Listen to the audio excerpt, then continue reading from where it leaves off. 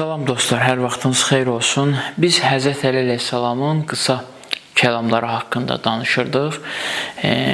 Həzrət Əli əleyhissalamın bir hədisini qeyd etmişdik. Həzrət Əli buyurur ki, Qali aleyhissalam, əl-ilmu virasətun kərimə vəl-ədəbu xuləlun mücəddədə vəl-fikru mirətun safiyə. Elm şərəfli bir mirasdır, onun haqqında danışmışdıq. Vəl-ədəbu xuləlun mücəddədə, ədəb daim yenilənən bir libasdır. Üçüncü cümlə bu idi ki, vəl-fikru mirətun safiyə. Düşüncə saf bir aynadır və yaxud da saf bir güzgüdür, təmiz bir güzgüdür. Həzrət Əli əleyhissalam hədisin bu hissəsində bizi düşünməyə dəvət edir. Hər birimiz bilirik ki, insan hər nə düşünürsə, bütün insanın hərəkətləri və rəftarları onun düşüncəsindən doğur. İnsan nə düşünürsə və onun ardıca da gedir və bütün hərəkətləri düşüncəsinə bağlı olur. Ona görə Həzrət Əli əleyhissalam bizdən doğru düşünmək istəyir. Və eyni zamanda Həzrət Əli əleyhissalam daha çox düşünməyi bizə tövsiyə edir ki, bizim bütün addımlarımız düşüncə üzərindən olsun, düşüncəyə söykənsin. Əksər insanların rəftarlarına diqqət etsək, görürük ki, insanların çox səhvlərinin əsas səbəbi budur ki, onlar düşünmədən addım atırlar və düşüncə üçün, düşünmək üçün onlar vaxt ayırmırlar, onların düşüncə saatları yoxdur. Bir həyat tərzi yaşayırlar ki, daha doğrusu bir həyat tərzi yaşayırıq ki, düşünməyə vaxtımız olmur. Həssas yanaşırıq bütün məsələlərə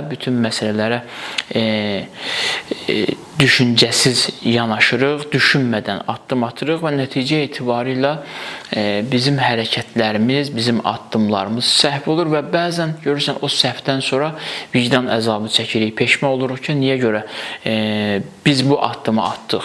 Niyə görə biz bu addımı atdıq? Sualının cavabıdır ki, biz düşünmədik. Hər nəyi istədiksə, hər nəyə tərəf getmək istədiksə, səbirsizlik etdik, səbr etmədən getdik.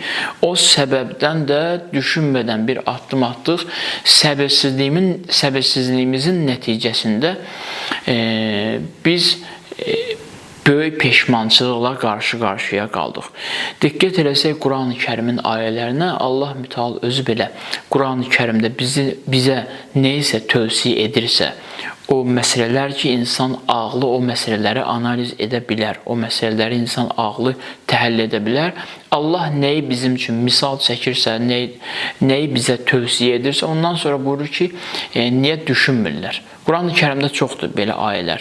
İnsanların bugün həyatlarına baxsaq, yaşayışımıza baxsaq, görərik ki, hər hansı bir şey təqdim olunursa, biz dərhal onu təsdiqləməyə çalışırıq. Amma Həzrət Əli bizə buyurur ki, yox, düşünmək lazımdır. Tələsmədən düşünməliyik ki, bu addımı atdıqdan sonra mənə nə nəticə verəcək? Mənə onun verəcəyi fayda nə həddə olacaq? Yəni, dəyərmi ki, bu addımı atım və heç bir faydası olmasın və yaxud da müvəqqəti bir faydası olsun. Günah etməyin də əsas səbəblərindən biri düşüncəsizlikdir.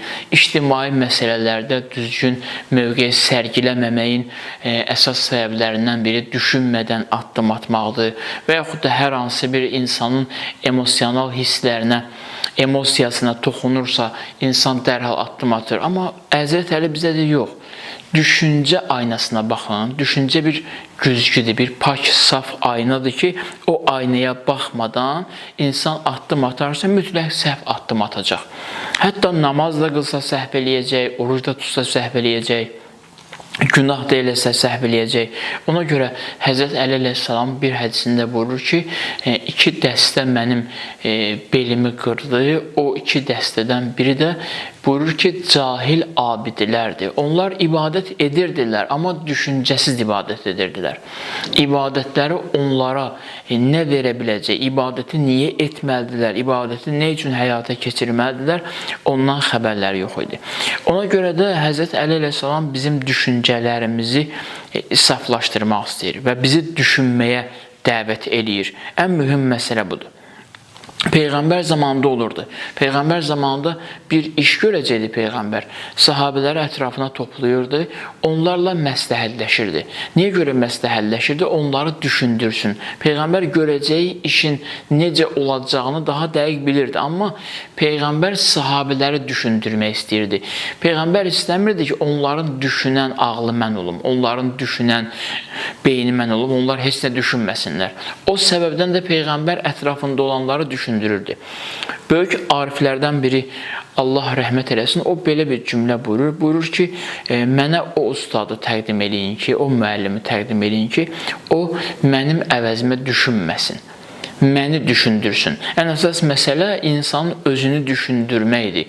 Evladımızla münasibətdə, dostlarımızla münasibətdə, ictimai məsələlərdə elə addım atmalıyıq ki, həm özümüz düşünək, addım ataq, həm də digərlərini düşündürməyə çalışaq.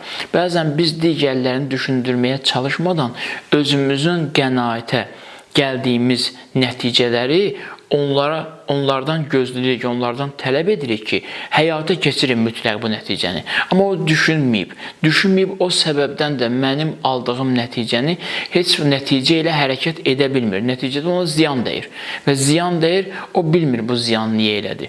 O səbəbdən də biz həm düşünüb, həm də düşündürməliyik. Ən əsas məsələ budur.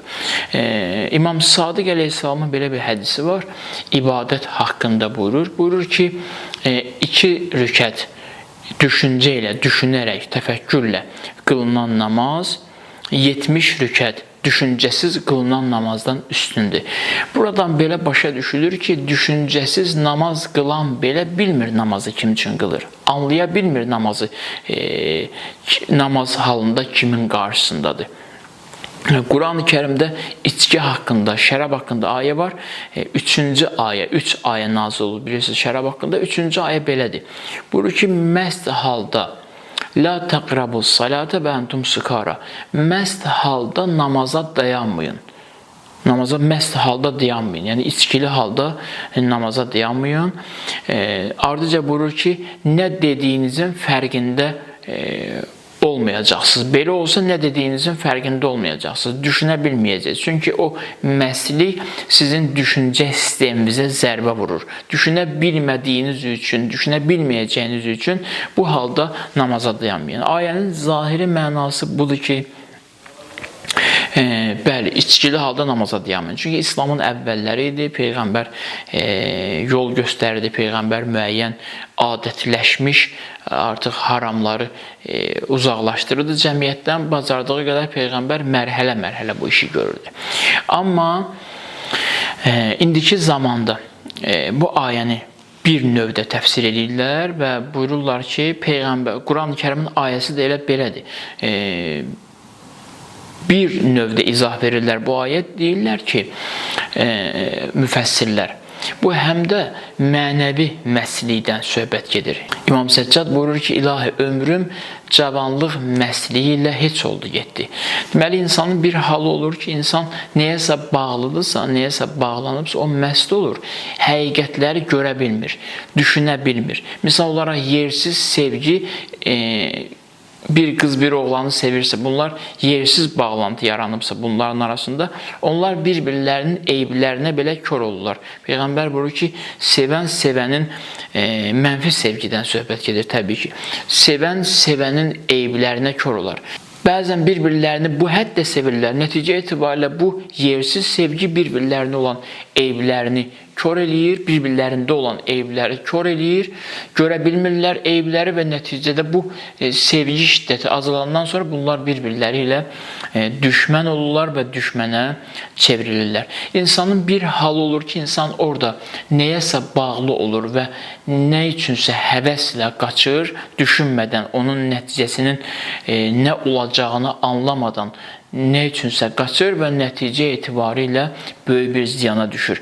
Deməli, Quran-ı Kərim burada namazda məst halda dayanmayın ifadəsindən Quran-ı Kərimin həm də budur ki, yəni nəyəsə bağlısızsa o halda namaza dayanmayın. Necə eləyək? Düşünün. O bağlandığınız o dəyərdən qırılın, yersiz bağlantınızı qırın. Yəni özünüzdə olun, namaz halınızda nə dediyinizin fərqində olun ki, nə deyirsiniz. Nə dediyinizin fərqində olmasanız, qıldığınız namaz belə uyğun olmayacaq. O səbəbdən də ariflərdən biri buyurur ki, insanın namaz halında əsas halı bu haldır ki, anlasın ki, kimin qarşısında dayanıb və kimlə danışır. Yəni, hüzur-u qəlb ifadəsini işlədir və hüzur-u qəlbi izah edir, qəlbin hazır olmasından danışır. Deyir, anlasın, başa düşsün ki, kimin qarşısında dayanır. Deməli, belə nəticə alırıq Həzrət Əli əleyhissalamın ifadəsindən ki, bu pak cümləsindən ki, biz bütün addımlarımızı düşünərək etməliyik. Mənim yadımdadır, mərhum Hacı Şahin, Allah ruhunu şad eləsin ustadın, onun belə bir cümləsi vardı. O buyururdu ki, mən hətta nə düşünəcəyim haqqında düşünürəm ki, mən indi nə düşünməliyəm, mən nəyin fikrində olmalıyam. İnsan özünü düşüncə qarşısında qoysa, insanın həyatında çox şeylər öz yerini tapacaq. Əgər insan özünü düşüncə qarşısında görməsə, əgər düşüncə ilə, təfəkkürlə addım atmasa, insanın bütün addımları yersiz olacaq.